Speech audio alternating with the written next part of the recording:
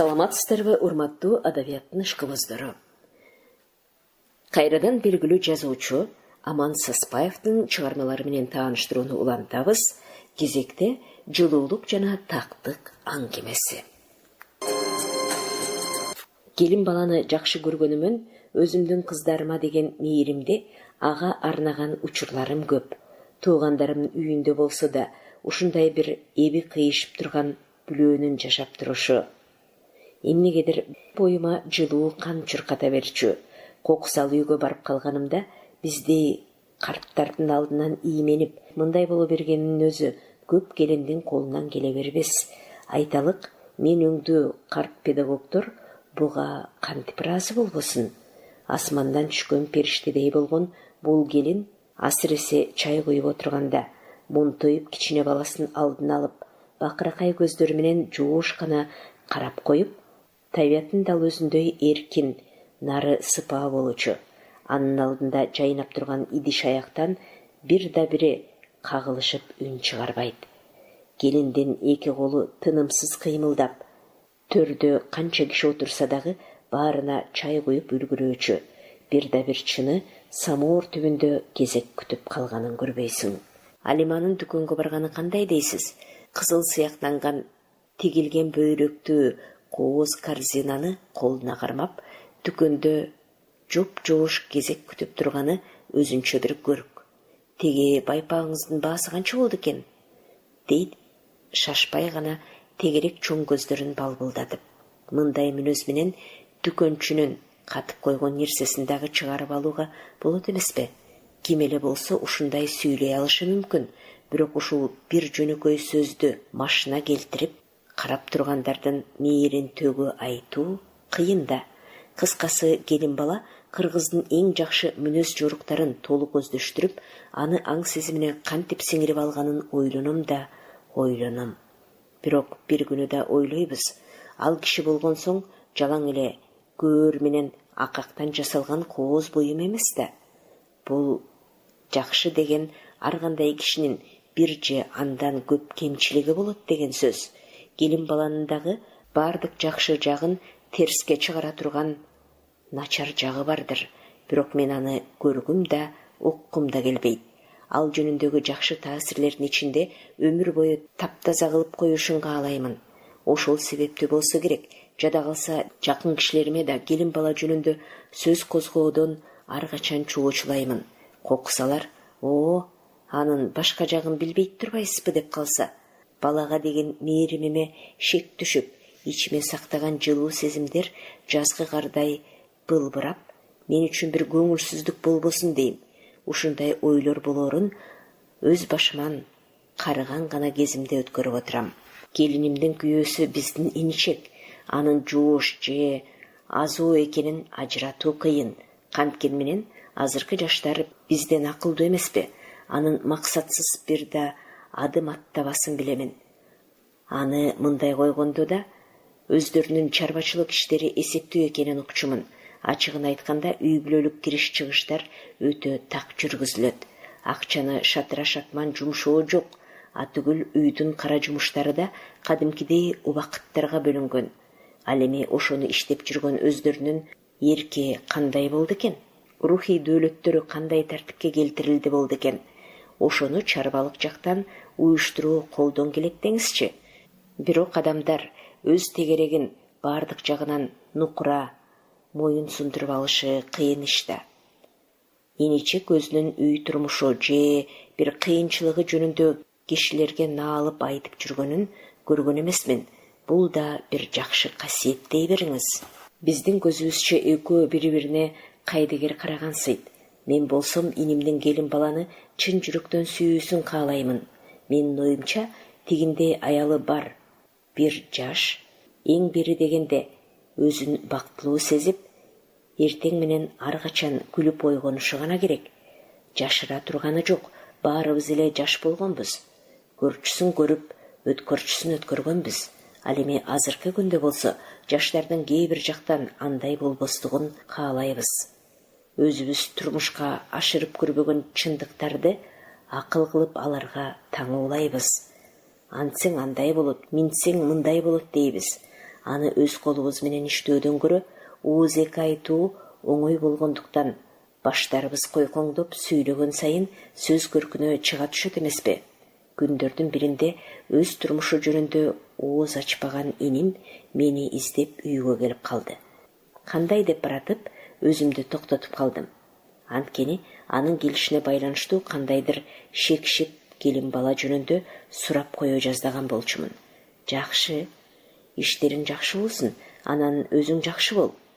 Калганын камсанаба дедим дагы ыңгайсызданып, мына бул сөздөр менен инимдин көөнүн башкага бурдум. Калганы биз, агайын тууган, эли журтуң жакшы да. Шектенүү кесепети экөөбүзгө таасирин бирдей тийгизип турганы ачык эле. Жакшы, деди иним саал кылмышкер түргө келип. Сиз менен жалгыз 10 минутта сүйлөшүп алсам дедим эле. Макул, бирок мени күтпөгөн түйшүккө салуудан оолак болгон. Жок, сиз үчүн түйшүк болбос деп ойлойм. Анда жакшы, айта бер. Иним мага муңайым карады да күлдү. Жүрөгү жумшак куу чал бирдемени сезип жатат деп ойлосо керек. Экөөбүз ээрчишип бакка чыктык. Өрүк түбүнө коюлган узун орундукка отурдук. Иш келин бала жөнүндө болбосо экен деп тынчсызданганым шончо. Эгер ал жөнүндө начар ойлор айтылса, ордуман туруп баса бермекмин. Иним жерден бир чөптү жулуп алды дагы тегеретип карай баштады. Кыязы анын мага айтуучу сөздөрүн чөп кургур бир жерине жашырып алган өңдөнөт. Ошентип мен менен 10 минутта сүйлөшөм дедиңби? Иним чөбүн таштап, башка жактарга карап, анан кайра дагы бир чөп жулуп алды. Азырынча чөптү таштоо зарыл эмес өңдөндү. Сүйлө. Чынын айтсам, байке, бир аз тартынып турам. Мынча келген соң тартынуун кандай, сүйлө? Иним түзөлүп отурду дагы колундагы чөбүн биратоло таштап айтууга камынды. Аба, улуу сөздө уят жок. Келин балаңызга күмөндөнүп жүрөм. Ортодо бир суукчулук пайда болуп калбасын деп. Түшүнүктүү да, мен анын ары жагын уккум келген жок. Андай сөздү кой деп жибердим. Сенден аны күтпөйм. Күмөн деген күмөн. Кантип ошол бала жаман жолго түшсүн. Эмне айтсаң да менин таптакыр ишенгим келбейт. Айтканыңды уккум да келбейт. Мен ордуман турмакчы болдум. Жок, аба, мен аны абдан... Кой көлөкөм, ал жөнүндө абдан ойлон. Анан дагы сүйлөшөрбүз. Иним кайра ооз ачкан жок.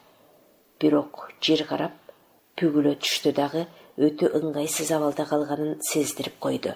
Эгер мен кетип калбасам, ал ошол өрүк түбүндө түбөлүккө мекендеп калуучу түрү бар. Балага боорум ооруп, бутумду айкаштыра кайра жайланып отурдум дагы ошондой жорук жөнүндө түшүндүрө баштадым. Мынакей ишти, иним, ойлоп келсең, тарыхый тамырлары көп.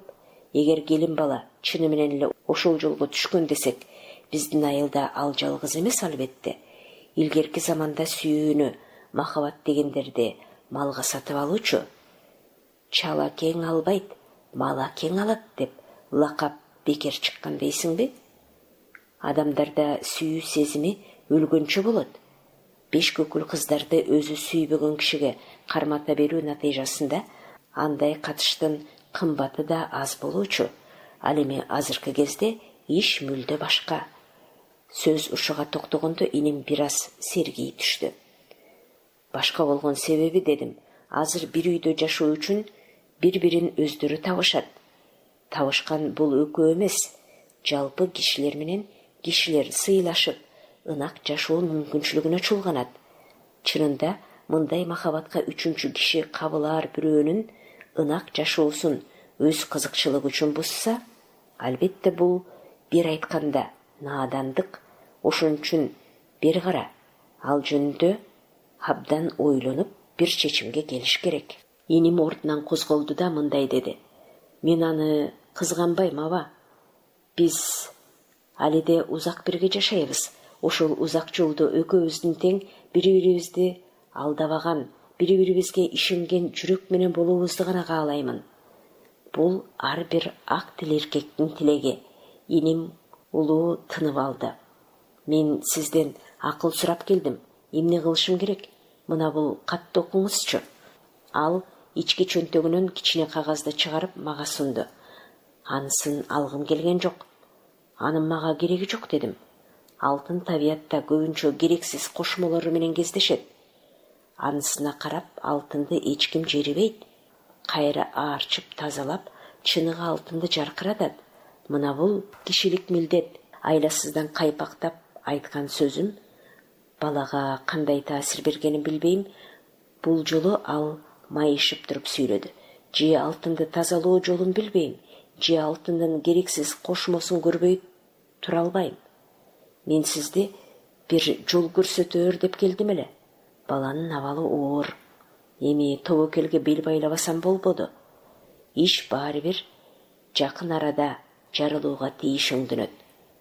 Баланы мындай жаңдуу менен жолго салуу жарылууну тездетип же күчөтүп жибериши мүмкүн. Келе берчи деп жаңкы каргашалуу кагазды алып жатканымда колдорум калтырап, бүткөн боюм дүркүрөп бара жатты. Андан көрө кара чаар жыланды кармоо мага оңой болмок. Эмки дем алыш күнү саат 3-тө кетем. Эгер келе албасаң, саат 1-де кел. Келе албасаң кош. Кагаздагы жазуунун бар болгону мына ушулар гана. Мунуңду ким жазган? Жийиркене сүйлөгөнүмдү өзүм да сезип калдым. Ошол анын кишиси жазган. Мага тааныш кол. Бул иттин кагазын кайдан таап алдың? Дагы ыңгайсыз үнүм катуу чыгып кетти. Очоктон плитанын ичинен бечара иним кылмышкер болуп тантып кете жаздады. Кимге, эмнеге ачуум келип жатканын өзүм да билбейм. Ордуман турдум дагы бирден алкынып кеттим. Жүрөк оорум козголуп, катуу демеге баштадым. Сен ушундайча тырмак көбөөсүнөн кириздеп. Кара ниет. Бала бүкчүө түштү. Сен эбак тытылган кагазды арам ой менен ирээттеп, мына буга чаптап, канча кишинин тынчын алмаксың? Ия, билесиңби, бул деген эмне? Жүрөгүм катуу согуп чыдай албай бара жаттым. Дагы жаңкы жиксур кагаз бар жерде тура берсем, абалым оор болуп кетчүтүрү бар. Үйдү көздөй темтеңдедим. Үйгө жетерим менен эски досум сердечная капляга жабыштым. Ал менин жан күйөрүм. Өмүрдө каржалып оорусам, ал мени аяп жүрөгүмө тынчтык берет. Түн бою жакшы уктай албай, өзүмдү тынчтантуу менен алек болдум. Эртеси күн жадырап чыгып, кыйла көтөрүлүп калганда ойгондум. Бечара кемпирим күтүп убараланууда. Бирдем айтып, көчөгүдөгү шумпай ачууландырды окшойт дейт ал күбүрөп. Жок, анда айып жок. Бүгүн күнгө эмне? Жекшемби. Жекшемби дейсиңби? Саатты карачы, канча? 10. Ал эрте экен. Кечүүгү каргашалуу каттын болуучусу бүгүн болууга тийиш. Ордуман туруп жатканымда да, чай үстүндө да оюм ошолордо болду. Иним бир жаман жорук чыгарбаса болду.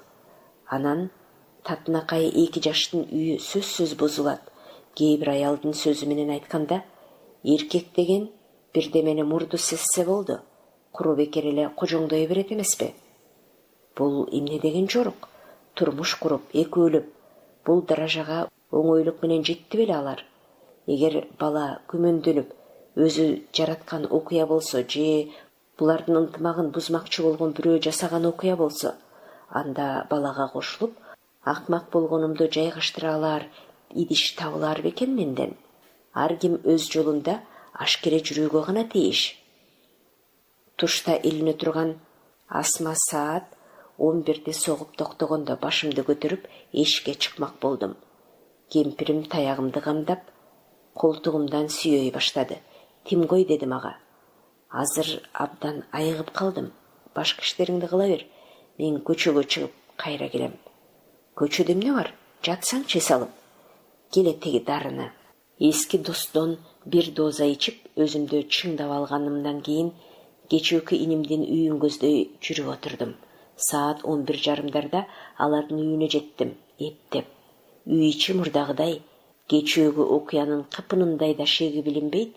Иним ордунан тура калып, зор ызаат менен тосуп алды. Келин бала өз адаты боюнча ийменип мындай боло берди. Ал мурдагыдай эле сүйкүмдүү, периштедей таза көрүндү көзүмө. Аны кантип гана жаман жолго кыяйын.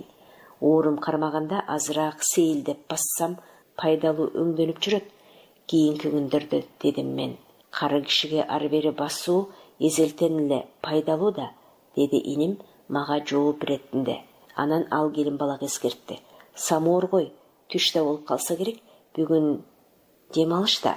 Келин балам монтоюп унчукпастан самоорду алып, муңайым гана эшиктен чыгып кетти. Эч нерсе капарында жок. Иним кичине баласын алдына алып ойнотуп отурду. Ушундай учур мага жакпайт. Бир үйдө отурган азыркы биздин тышыбыз башка, ичибиз да башка. Кандайдыр бир күч баарыбызды моюн сундуруп, аңдышканыбызды тышкы жактан жайкап билдирбей турат. Келин бала эшиктен бир айланып кирип, буфет жакта бирдеме кылып жатканда иним атайын мындай деди. Токонда саат 12:30 доктурга барам деп жатты эле, түндө бейтаабыраак жатты. Менин жүрөгүм зырп дей түштү. Эгер чын болсо келин бала ишти түндөтөн бери баштаган экен. Дем алыш күнү карайт бекен, дедим мен. Иним унчукпай келин балага жалт карады. Бечара баланын көзү жашылданып, бир-эки кыбыктап да жиберди.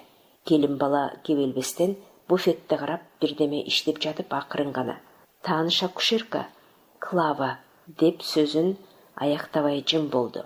Өңүнөн эч нерсе байкалбайт. Иним мен жака карайт. Баласын эркелетимиш болот. Бирок анын ичин бирдеме жалмап баратканы анык. Келин бала чайын бат эле даярдап үлгүрдү. Кыймылы кандайдыр мурдакыдан жандуу. Чай ичип отурганда иним уясына жакындаган торгойдой чырылдай баштады. «Клава үйүндө болсо», деди ал. «Саат 3-тө деле барасың? Аңгыча менин да жумуштарым бар. Айыкөң тең баруучу жериңерге бара бербейсиңерби?» Балаңарды көтөрүп алып, үйгө кулпу салгыла да деп койдум. Келин дароо баласына көз таштады. «Муну үйгө калтырат», деди иним баласын көрсөтүп. «Түшүнүктүү» деп жибергенимди өзүм да сезбей калдым. Бирок бул түшүнүк өзүмдүк эле. «Клава баягүнү саат 1-де кел деген», деди келин назик үн менен. «Ал эч кайда кетпейт, саат 3-4-тө барарсың. Же баланы ала кет». Келин бала көзүнүн агын көбүрөөк чыгарып, күйөөсүн бир карап алды. «Унчуккан жок, түшүнүп турам. Мен али бала бойдон турбаймынбы? Болгондо да наристе». Ушундай абалда чай ичилип болгондо келин бала камына баштады. Баягы кызыл сыяктанган корзинаны ички үйдө оозун ачып кайра жапты. Бир кезде саат 12:30 ашып калган эле. «Жок дегенде баланы эмизип кет», деди иним.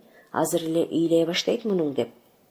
«Карды тог эле» деп келин ички үйдөн башын чыгарып таарыны чаралаш кыңыр карады. «Мынча эмне шаштың? Сөзсүз саат 1-де барыш керек бекен?» деп жибердиним. Ичине толуп кеткен ачуу каралаш буруксуп ачыган кызгануусун араң басып. Бирок бул желге учуп кеткенсиди. Келин бала плашын кийип, жуулугун татынакай байланып, корзинасын көтөрүп, ички үйдөн шам чырактай жанып чыга келгенде бир сүйкүмдүү жыт мурдубузга жетип үлгүрдү. Мен ордуман коркуп, сактанып, жүрөгүмдү зор күч менен басып турдум. Ушул учурда инимдин колундагы наристе дагы кыңылдай баштады. Эмизип кетчи кичине». Келин эч кандай тартынбай эле эриндерин кымырып, күйөөсү менен суук түрүн чыгара бир нече секунда тиктеше калды дагы бирден эле эшикти көздөй умтулду. Бирок каргаша болуп, ал эшикти ачаары менен кошуна кемпир чүрчү сүзө кирип калды. «Токон айланайын, бир жака баратасыңбы? Жаңкы ийгимди. Ай деги» деп жиберди келин бала бети башын чүрүштүрүп. «Келгенди алыңызчы». Ал эшикти шарт жапты дагы верандада кетип бара жаткан тыкылдаган үндү гана угузду бизге. Делдей калган кемпир кыйладан кийин бизге карады. Иним чырылдаган баласын сооротмуш болот. Баш көтөрүп мени карай алчу түрү жок. А мен болсом бир тактыгы бар, жулуулугу жок үйдө шашканыман алаканым менен сол көкүрөгүмдү сыйпалай берипмин. Бул кеминде 15 күн жатып калуума жетээрлик себеп экенин билдим. Бар болгону кыжырым келип, иниме кыйкырдым. «Мени түшкө салбайм дебедиң беле? Бирөөнүн сүйүүсү эмес, сен өз сүйүүңдү чектей аласыңбы?» «О, эси жок акмак». Сіздер белгілі жазуучу Аман Саспаевтың «Жылуулук жана тактык» аңгемесин уктуңуздар. Окуган Кипариса Сурахманова.